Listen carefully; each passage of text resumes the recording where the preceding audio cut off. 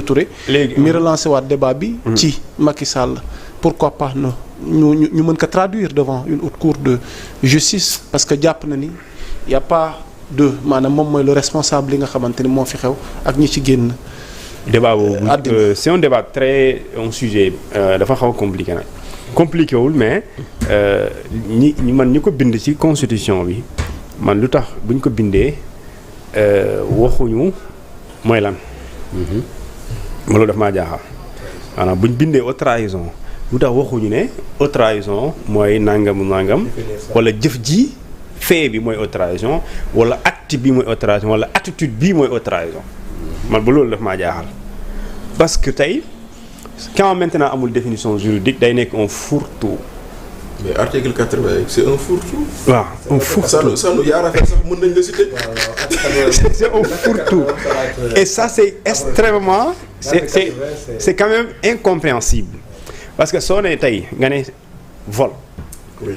Définition juridique on vous dit c'est une soustraction frauduleuse d'un bien appartenant à autrui. Effectivement les viols ñu ne la tout acte de pénétration par nangam maanaam haute trahison amul loolu wëral ci Sénégal bind ci texte yëpp bu weesoo constitution bu article 101 doo ko gisaat gisoo ko ci code pénal gisoo ko ci code amul sax soxla ci code procédure pénale mais mënoo ko gis ci code pénal téere bi nga xamante ne Sénégal foofu lay sukkandiku pour atte ñi def lu yoon tere ci réew mi ñu dëkk fi wala ñu nekk ay gan nekku fa donc il y a pas de définition juridique du terme ça n'existe pas amul aussi acte boo xamante nee nañ soo ko defee moom la ñuy assimiler wala fait moom la ñuy assimiler à de la haute trahison binduñ ko foofu kay même bu dee dafay am toppaate kenn kese moo am lu ñu tuddee possibilité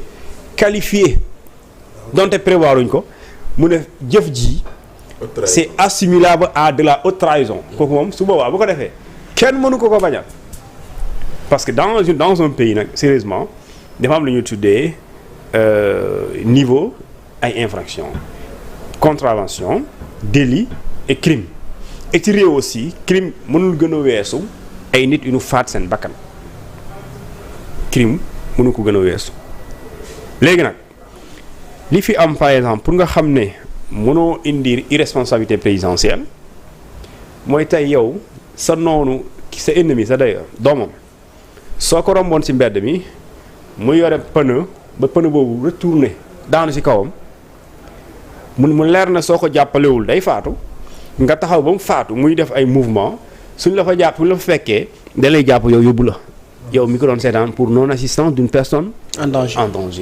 Est-ce que maintenant le fait que la constitution parle d'irresponsabilité présidentielle te loolu elle parle de ça mooy président de la république na réew mi toj nañu sàcc na nga xam sa yoon nekku yoon mënu ci yow dara lu dul haute trahison luy haute trahison yoon bi ne man sama yoon nekku ci xawma ko xamu ko maanaam waxul ñu lan mooy haute trahison mais bu fekkente ni tey dafa am ay crimes de sang et je pense que le président de la République a un certain niveau d'information que ne am na luy am ci réew bu ko neexee gëm naa ne du am gëm naa ne su ko neexee du am parce qu'il y a ce qu'on appelle des conseils de sécurité ak conseils d'urgence yoo xamante ni coow lu dëkk bi day tàkk day yëngu gars yi woote tout de suite ñu waxtaan dans un cercle restreint ku dul président du fa toog ku dul les généraux duñu fa toog te loolu il s'agit de la sécurité du pays. Pourquoi on ne pose pas ces questions quand et quelle devrait être la posture du président sachant que les Sénégalais sont en train d'être tués ils réunis seen bopp de dañuy doxuñu dee dañuy ñenn ñi dañuy nekk ci dara ñu dóor leen bal ñu dee ñenn ñi dañuy nekk ci ñu génn ñu dóor leen ay xawma lan nga dem hôpital ñu ne la il a reçu des balles sëñ bi amul benn bal ci àdduna bi buy naaw ci air bi te nit tirewu ko amul ci àdduna bi donc les Sénégalais ont encaissé des balles ils ont reçu des balles tirées par d'autres individus qui sont-ils kenn xamul mais qui doivent être recherchés léegi en les recherchant il faut situer les responsabilités et les chaînes de responsabilité il faut les briser et en les brisant il faut aller au fond lan moo ci mën a nekk la parce que li ñu tuddee ñi nga xamante ni ñoom ñooy jot ay ordres qui les donne ces ordres là tey un élément du groupe mobile d'intervention GMI balaa muy dem ci terrain c'est parce qu'il a ils ont ce qu'on appelle la réquisition du supérieur bi leen jox autorisation maanaam droit ñu wax ci terrain bi UCAD bu doon tàkk gars yi baare yoon bi tant que joxuñu police réquisition demal rétablir l'ordre duñu mës a dem yaa ngi dégg donc les responsabilités c'est une chaîne maintenant quand Mimi Touré parle de Macky Sall foofu seul le procureur seul ki nga xamante ni mooy le patron de la haute cour de justice patron laa koy wax mooy procureur de la haute cour de justice moo ñu mën a wax effectivement quels faits peuvent être assimilables à de la haute trahison mais quand même te loolu daf ñu war a yóbbu ñu xoolaat li ñu tuddee ñu créer loi portant statut sur la fonction présidentielle mais président de la République mënuñu ne rek il est irresponsable devant les actes si ce n'est de la haute trahison loolu kese effectivement et dans les autres pays on parle de possibilité de destitution ñun on est là et dire que nekkal ci bopp réew mi daal xoolal réew mi sa ñun garaawul même gars yi bu ñu sàccee xaalis mi wala yow boo jëlee alalu réew mi daal di ko maye di ko pasare wala di def loo xamante ne yoon da koo tere par exemple ñu ne la mënoo reporter élection présidentielle nga daal di ko reporter vouloir reporter ça pour la première fois et si le conseil n'avait pas refusé on allait reporter la présidentielle kon dañuy dem tey lay mat une semaine qu'on a élu le président de la République parce que c'était reporté au 15 décembre 2024. Mais loolu haute trahison hein? Non, je parle pas de la haute trahison, je parle de ce qu'on appelle responsabilité président nga war a respecter yoon di ko fi jéggi di def lu la neex. Le conseil a dit que non président amuloo pour mën reporter élection. Donc ça veut dire que il a violé la loi. Je suis pas d'accord. waaw léegi laisse-moi def li la neex kay bu boobaa conseil constitutionnel du am droit à la parole. léegi non parce que non parce que y a si le conseil constitutionnel a le dernier mot donc defoo lu la neex parce que da nga am sa proposition. Non quand je dis cela mooy yow bi ngay reporter élection yi bu dee da ngaa tënku ci yoon vraiment. sans nga laaj proposition de report la ñu déglu sans nga laaj l'avis proposition de report ak report du benn. mais député yi acté nañ ko sëñ bi. waaw mais il fallait que en dernier ressort kan moo koy valider. léegi garaawul xam nga la. dañu war définir le statut du président de la République mu am une loi organique portant sur ça. moo ñu xam président de la République lii mooy responsabilité am. loolu noonu aussi grand nan la mën a nekkee. waaw baal ma tuuti. L'Assemblée nationale c'est une institution, le président de la République c'est une institution. Est-ce qu'une institution peut définir comment l'autre institution doit fonctionner? Mais xamul tax xam lan la c'est pas l'Assemblée qui va le définir, c'est la Constitution. Non. Ah voilà. Ça va être introduit li muy wax ni ça va être introduit dans la Constitution. Je parle de ça. Non, il a dit loi organique moo tax. Voilà, excuse-moi. Je parlais de la Constitution. léegi nag loolu statut président bi dañ ko war a xam ñu xam ne lan mooy responsabilité présidentielle. Et surtout la responsabilité pénale du président. C'est-à-dire que wax rek haute cour de justice moom lañ la mën a toppee et haute cour de justice sax xamuloo luy loolu. Après dañ fiy nekk naan waaye peut-être lii la maintenant juge bi procureur ki toppaate moom moo mën a wax effectivement lan mooy acte fait bi ñu mën a méngale wala bu mën a tekki haute trahison. Ok ça nous donne sur ce sujet. Sur ce sujet xam nga parce que li mu wax dafa doy waar. Les présidents bu ñu ko acté pour trahison c'est souvent son serment. Point final. Son serment. Quoi, il a juré en prêtant serment. Et en prêtant serment c'est là on verra s'il a trahi ou pas te boo xoolee le serment daf ci am phrase bu am solo. ayca fàttali ñu ko. mu ne na je jure de remplir fidèlement la charte de président de la République du Sénégal, d'observer comme de faire observer scrupuleusement les dispositions de la Constitution et des lois. Le maintien de l'ordre fait partie des lois.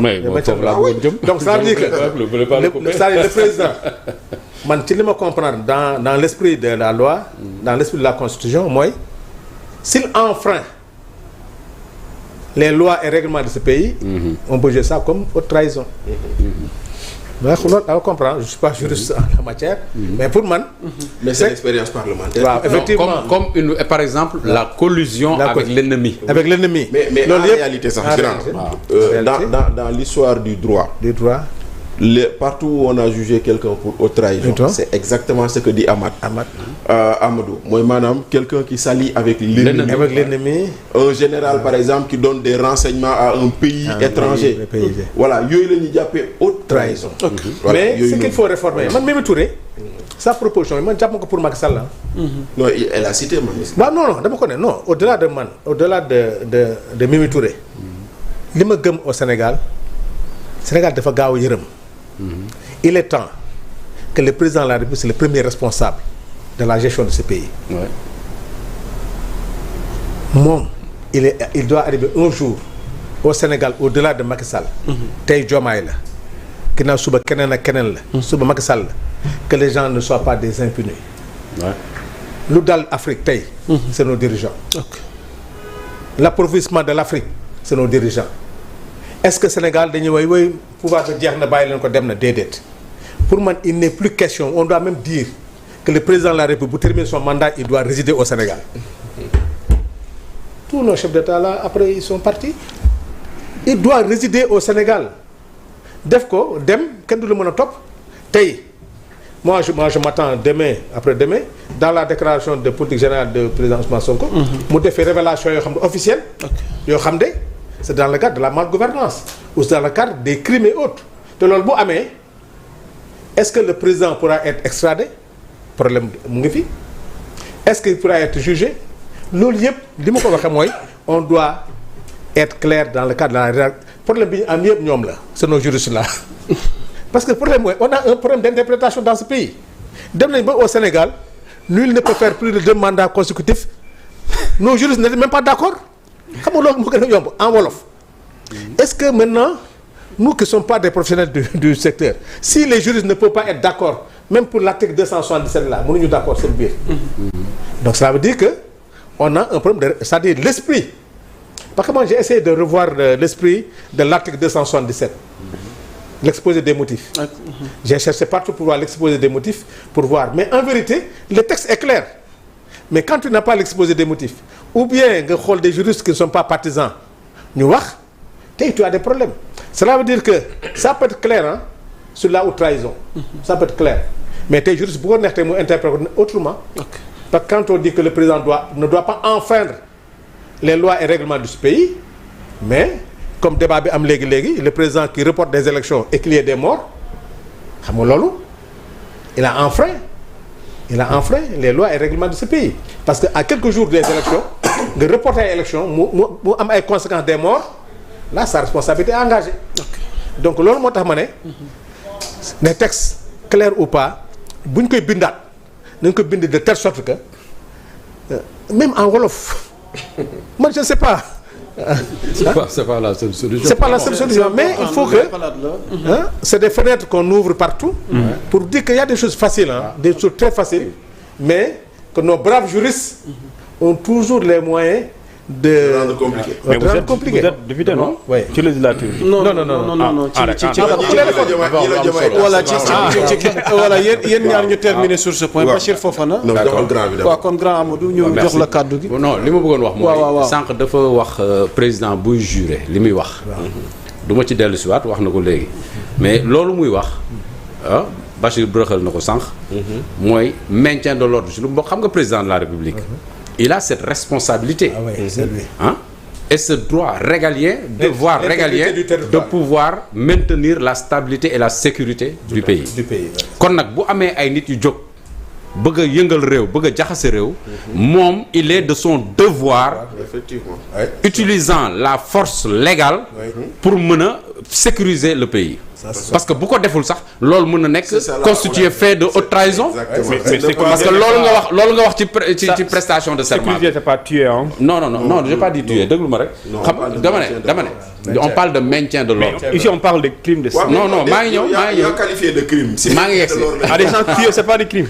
waa léegi je vais avancer un peu. léegi je vais avancer un peu gis nga aujourd'hui pour en venir au fait yi nga xam ne exactement sax moo amoon ci réew mi à partir de ay 2021 ak yu mel noonu ba fii ñu yegsi d'ailleurs sax ba ñuy amnistier période boobu lañ jël mais aujourd'hui personne ne peut dire kan moo rey tu ne peux pas le dire tu ne peux pas dire que ce sont les forces de l'ordre tu ne peux pas dire que ce sont des nervis tu peux pas dire que c'est le camp de l'opposition de l'époque. C'est l'enquête. Non, c'est l'enquête qui va définir ça parce que gis nañ fi ay cocktail molotov ku defar cocktail molotov est-ce que tu as déjà vu un gendarme avec ay cocktail molotov artisanal mos nga ko gis ku defar cocktail yi est-ce que nit ñi bal moo leen rey wala cocktail moo leen rey bu leen bal reyee mais attends tu sais que les munitions sont numérotées. Exactement. Les munitions sont sériées et numérotées c'est-à-dire que tey bu benn contingent génnee bu ñu gisee bal ci benn néew bu ñu génnee bal bi mën nañ xam exactement ci ban contingent la woon. Ça c'est vrai. Donc loolu amul sax enquête boobu c'est comme boire de l'eau c'est très simple dégg nga wax ji donc li am ba des pour dellu si ci question bi mu laaj ci affaire Mimi Touré bi taxaw ne haute trahison nañ ci woo président Macky Sall et cetera mais non attends c'est-à-dire que il faut quand même qu'on sache raison garder parce que bu fekkee ne da nga ne président Macky Sall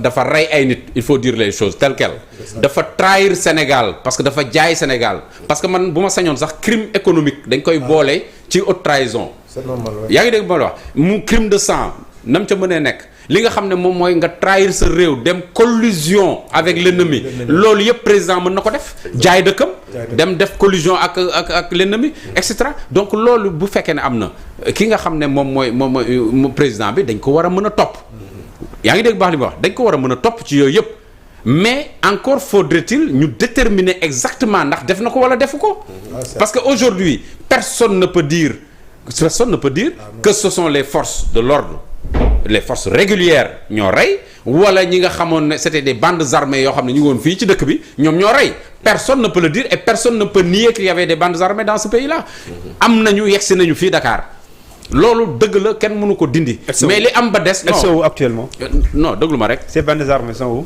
mais ñaata lañ ci libéré non mais ils sont où ñaata lañ ci libéré elles sont armées ñaata lañ ci libéré est-ce que tu vois désormais des cocktails molotov parler des forces ma ne lu tax cocktail molotov gisatoo ko ci réew mi non dañ waxante dëgg dama ne cocktail molotov bi fi amoon lu tax gisatoo ko ci réew mi ana ña yoroon cocktail molotov xanaa la leen naqari woon naqareetu leen cocktail molotov c'était dirigé vers qui pour faire tomber un pouvoir c'est ça la vérité c'était pas les forces de défense ñoom ñoo nekk ko retourné woon contre le pouvoir hein il faut dire les choses telles quelles c'est des gens armés de cocktails molotov et d'autres armes qui se sont retournés contre le régime pour le faire tomber looloo fi amoon dégg nga baax li ma wax looloo fi amoon maintenant nañ dellu soit ci faits yi dama ne bu fekkee am na ay faits constitutifs de ce qu'on peut appeler de la haute trahison na ko enquête définir yaa ngi dégg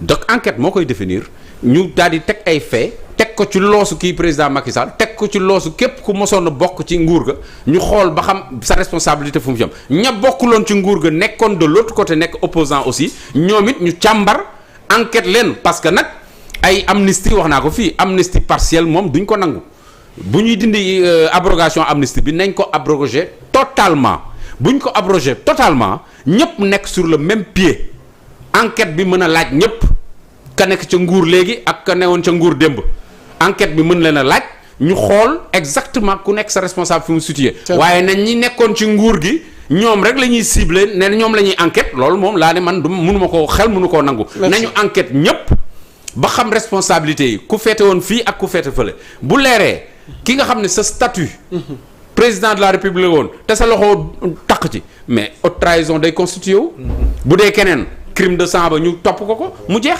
mais nag d'ores et déjà et d'emblée nga taxaw de manière péremptoire ne ñee la du ñun non cette vision manichéenne laa ne man nanguwuma ko. jërëjëf parce que mbir mi kenn mënut a xam ku def parce que enquête amul kenn mënut a xam ku deful dañoo amnistier te enquête amul donc amnistie boobu man dama d'accord ñu abroger ko waaye buñ ko abroger de manière partielle nañ ko abroger totalement ñëpp taxaw sur le même pied ñu def enquête mu leer nañ ñu xam ku ci nekk sa responsabilité fan la commencer ak fan la yem est-ce que président bi ba muy défendre réew mi dafa ne dem leen a rey wala dafa ne défendre leen réew mi na sécurité bi am wala lan la wax.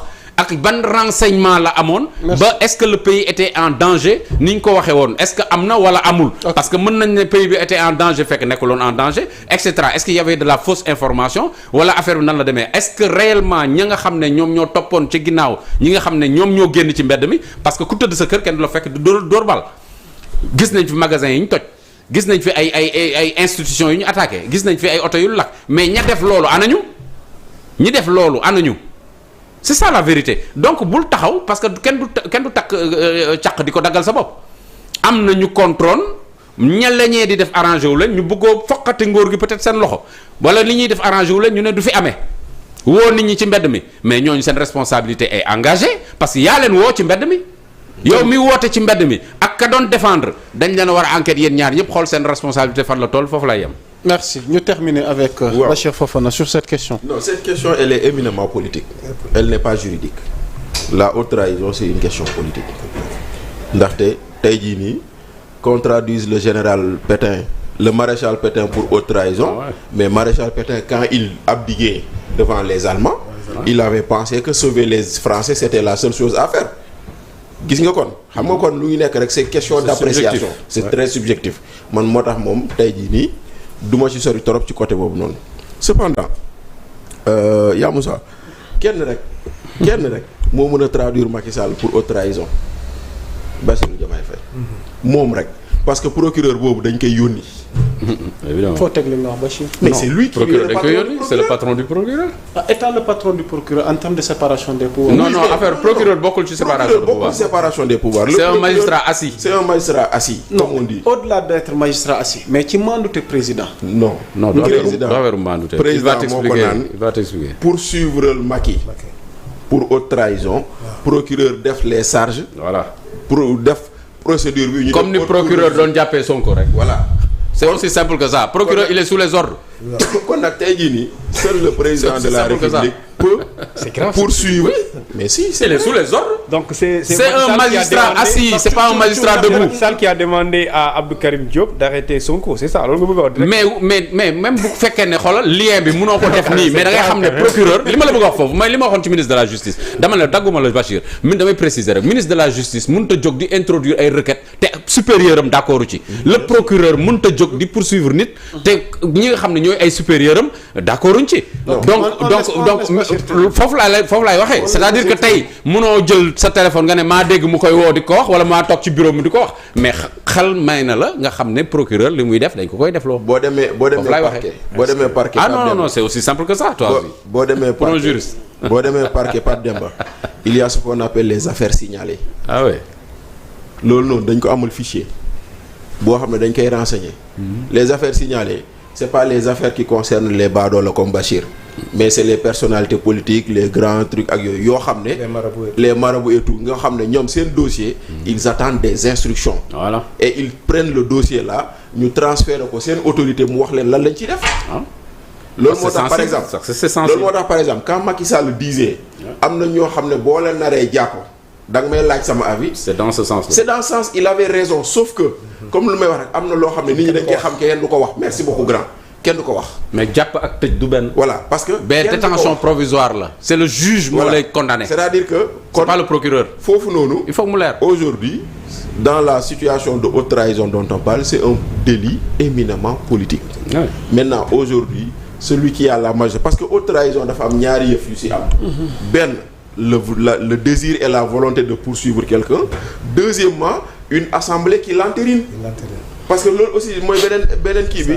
parce que il faut amener ça à l'Assemblée nationale et l'Assemblée le vote au 3/5. La mise en accusation. La mise en accusation. Après on va à la haute cour de justice. Après les députés ont leurs membres à la haute cour de justice. Puis après ñu ñëw ñu àtte. mu nekk beneen procédure. loolu noonu yëpp am na. ok loolu noonu yëpp c'est une procédure. Maintenant ñeneen ñu ci des sauf si les ministres on peut les poursuivre à la haute cour pour des délits concernant le truc bu dee les officiers généraux ils doivent être poursuivis à la cour suprême à la cour d'appel en fonction de leur rang donc le tribunal militaire etc. am na ñoo xam ne soxlawul haute cour de justice quand on agite la haute cour de justice c'est pour parler de Macky Sall te seul Diomaye peut mettre Macky Sall en prison ndaxte bu ko décider rek day nekk bu ko décider wul keneen ku mu neex na ko wax maintenant si loolu noonu tamit nag bon dañuy politique parce que da ngay xam ni quelque part lii c'est des déclarations politiques am na ñoo xam ne dañuy wax naan loi d'amnistie mais ñemewuñu koo laal. mais un ministre vient d'avouer ici que moom moo doon financer les cocktails molotov xam nga les taalum pënë ba waa ji naan ko mbaa joxee cocktail molotov mu ne non loolu bokku ci. mais on doit aller le chercher. mais ce ministre là tu enlèves la loi d'amnistie on doit aller le chercher. non même sans ça le procureur doit s'autosaisir. non là c'est couvert par l'amnistie donc il peut pas mais. gisoo leen fii nit dem Ziguinchor booy taxaw ñu ñun ñoo doon taal Ziguinchor pour ngeen falu mais boo jëlee loi d'amnistie booy boobu da nga koy dem jëli. kon attention maintenant loolu noonu day tax ni tey jii nii on en veut man aujourd'hui je veux pas de la loi d'amnistie j'en ai jamais voulu je fais partie de ceux qui avaient dit je veux la vérité avant le pardon. Macky Sall a préféré le pardon sans la vérité on ne saura jamais qui a fait et qui n'a pas fait maintenant nous on a envie qu'on sache mais par contre am na loo xam ne dañ ci war a taxaw tuuti dégg naa ñu koy wax ñu naan on va indemniser les victimes. mais c'est qui sont les victimes. qui est victime. Auchan bu ñu taal du victime. ah. Total bu ñu taal du victime. journaliste bu ñu lakk otom comme Makumba Bey du victime. Aïssatou Diop Fall bu ñu saccagé këram du victime wala keneen ak keneen. policier bu ñu xaañ du victime. est-ce que les victimes veut simplement dire ceux qui étaient du camp de ceux qui voulaient déstabiliser ce pays. donc attention. c'est toute une question. attention à ce que cette notion-là qu'on la manie avec beaucoup de tact. parce que tey jii nii tout le monde est victime de cette situation. ndaxte ñun ñii bëgg nañ xëy liggéey mënuñoo dem liggéey ndaxte dañoo ne nit ñaa ngi manifester. mais nous sommes des victimes. ñun bëgg nañ dem liggéey ñu tëj suñuy banque bëgg dugg suñu banque mënuñu am accès à nos banques parce que nous sommes des victimes. donc wax boobu noonu nañ ci xoolaat bu baax naka lañ koy defee ak kan la mais faut pas penser que les victimes sont seulement ceux qui étaient avec Pastef. c'est important. voilà donc ci kàddu yooyu la ñuy tëjee jotaay waxtaan wii nga xamante ni désormais c'est Carrefour à chaque 20 heures ma ànd ko ñii nga xamante ni jaratul ma leen di présenter ci réew mi di jaajëfal ki nga xamante ni moom mooy Sanu Ndione ci déplacement bi mu def te it mu ànd ceeg humilité lool moom defe naa ni xam ngeen ni moom saa buñ ko soxlaa mu teew ñu ngi la ci remercier vraiment Demba Thioune donc Bachir Fofana Amadou Diouf équipe technique bi nag surtout tamit les hommes de l'ombre ñu ngi leen di jaajëfal ci coordination junior maa ngi bëgg lim ki nga xamante ne moom mooy fii ñoom ñëpp nga teg leen fii ñu ne leen ñii ñooy réaliser. voilà c'est important parce que c'est toujours bon de voir de mettre des noms et des visages sur les gens. je les encourage toujours. Ismaël l'incontournable Yankoba Badji voilà donc soxna tuuti équipe suba si ñoom Babacar donc ku lim Dioum c'est-à-dire nee na nag léegi naa koy tudd ci équipe technique bi la bokk voilà c'est-à-dire sa dédicace ak ñu noonu donc ñi ñu doon suivre yëpp ñu ngi leen di baaluwaat ak bu baax di leen wax ni vraiment c'est toujours un plaisir de vous servir ci wàllu xibaar ànd koog ñi nga xamante ni vraiment seen xam-xam ci loolu la màcc di leen defal ay njàngat yu am solo l'actualité mbokk yi est en continu sur Sénégal 7 bu leen fàtte demain incha allahu rabbi suma naataango suma collègue Djibi Sarr Dione moom dina fi dikk ak Bonsoir Sénégal ànd koog ñi nga xamante ni ñoom la sekkal jotaay waxtaan wi waaye rawatina invité bi nga xamante ni moom la am suba muy Khoureyssi Thiam na ko noonu mbokk yi di leen jox dig daje ci yeneen jotaay jaa ngeen jëf wasalaam